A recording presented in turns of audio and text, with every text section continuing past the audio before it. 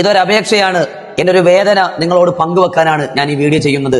ഇതാരും സ്കിപ്പ് ചെയ്യരുത്, ഷെയർ ചെയ്യാനും മറക്കരുത്. നിങ്ങളിപ്പോ കണ്ടുകൊണ്ടിരിക്കുന്ന വീഡിയോ കൊല്ലം ജില്ലയിലെ ഓച്ചിറ മേമനയിൽ പ്രവർത്തിക്കുന്ന ഹബീബി എന്ന സ്ഥാപനത്തിന്റേതാണ്.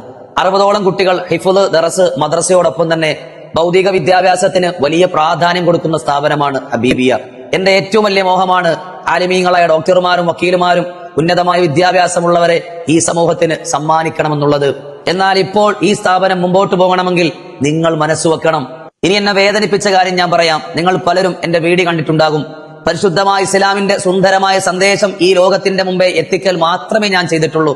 എന്നാൽ അത് കണ്ട് ഇഷ്ടപ്പെടാത്ത ആരൊക്കെയോ ചേർന്ന്, എനിക്കറിയാത്ത, എന്നെ നേരിട്ട് പരിചയമില്ലാത്ത, ഒരിക്കൽ പോലും നമ്മുടെ സ്ഥാപനം കണ്ടിട്ടില്ലാത്തവർ 7ഓളം കേസുകൾ ഹബീബിക്കെതിരെ കൊടുത്തു.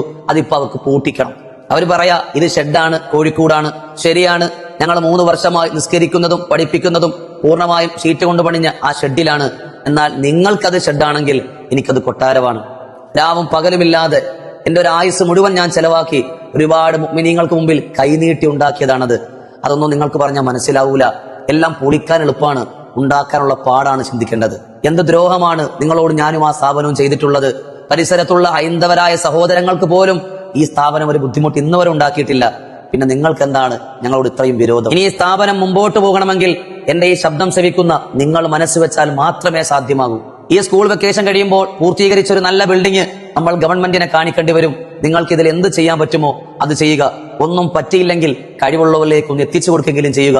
ഇൻഷാ അല്ലാഹ് നാളേക്കൊരു തണലായി നിങ്ങൾക്ക് വേണ്ടി ദുആ ചെയ്യുന്ന, സമൂഹത്തിന് ഉപകാരപ്പെടുന്ന ഒരു തലമുറയെ ഹബീബിയ പകരം തരാം.